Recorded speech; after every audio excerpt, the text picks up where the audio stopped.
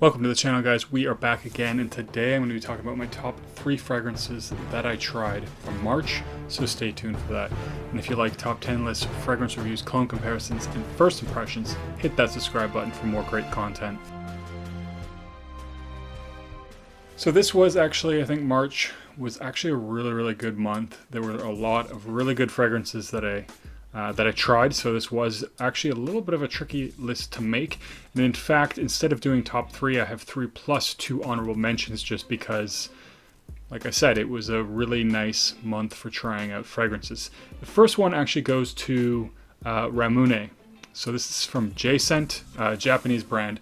And Ramune, if you're not familiar with it, is a Japanese soda. And it is something that's sort of synonymous with spring and summer in Japan, so this is something a lot of people start drinking around that time. And this smells, you know, for lack of a better description, like Ramune. And I did actually live in Japan for a year, so I obviously drank my fair share of Ramune, and you know, it was a fun experience. Now, didn't put it higher on the list, mostly because it is more of a fun fragrance, not something I could see myself wearing a ton. But it's really nice because it has this sort of sweet, slightly bubblegum vibe. It has that really nice soda pop fizziness, a really nice lemon note that gives it a bit of a lemonade-y accord as well. And I think it actually would be something that's fairly easy to wear in the spring, maybe in a warmer day on the summer, but not absolutely crazy hot because it is a little bit sweet, so I think it could get cloying in the heat. But a really nice one, and if you love Ramune, you definitely need to try that fragrance out. If you just like soda or fizzy fragrances, it's also a nice one to try out. Next one. This one got an honorable mention mostly because I've tried an inspiration or a clone of it before, and so I didn't feel like it was a true fragrance that I had tried, especially after trying the fragrance to find out it's essentially exactly like the inspiration.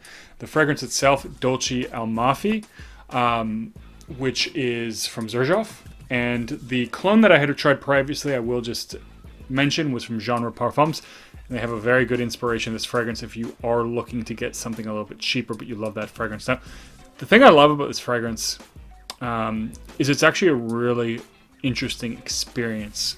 You know, and I don't say that about a lot of fragrances, but it really is, because it is something that has so many dimensions to it, and it has so many layers. So it isn't in any way linear. It's very complex and evolves over time.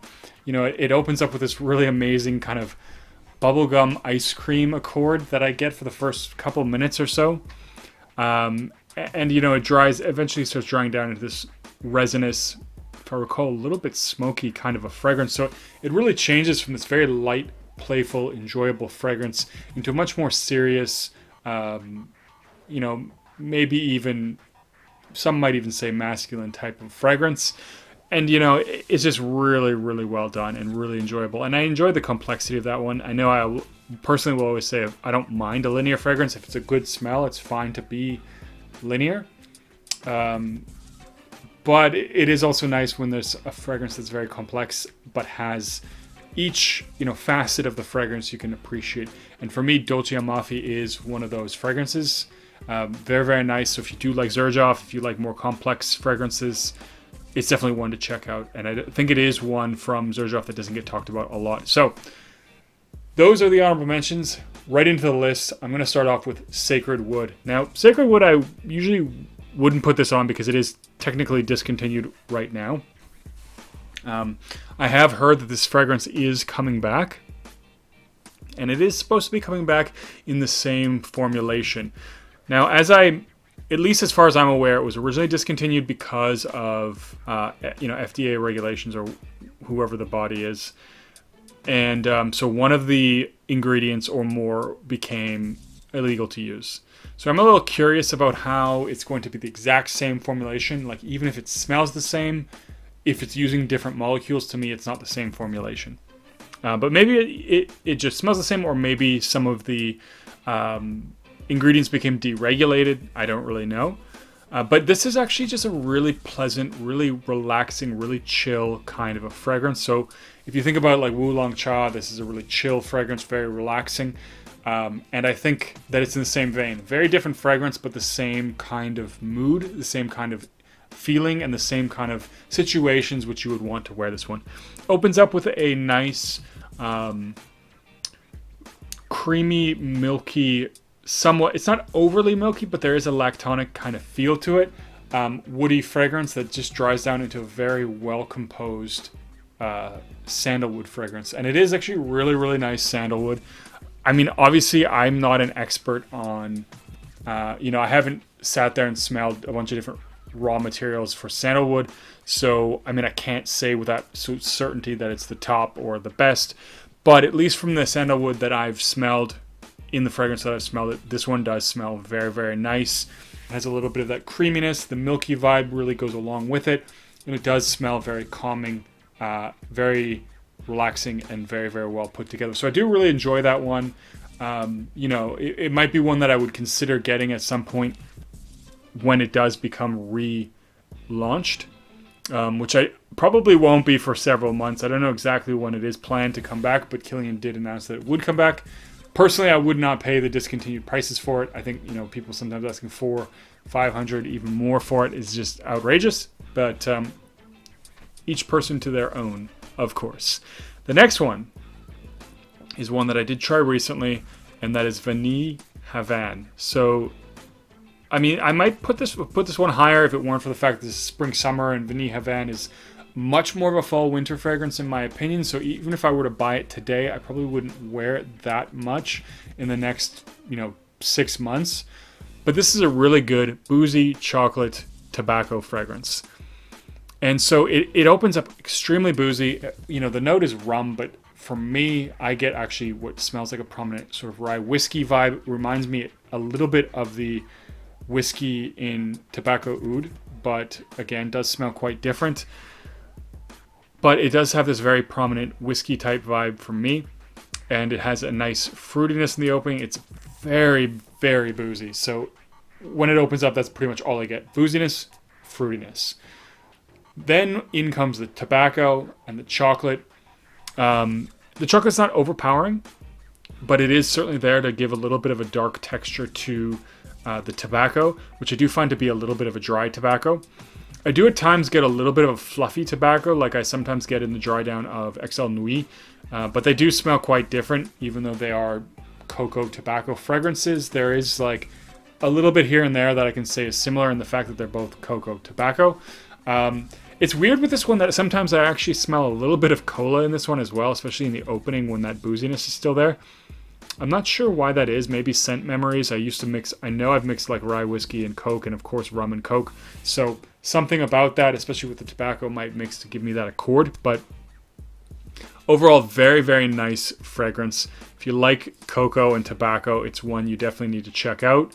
It's a little bit sensual, so I think it is one that could definitely be a really good date fragrance for fall and winter, and it is definitely a fall and winter fragrance. It does have good performance as well, longevity well over 8 hours for me.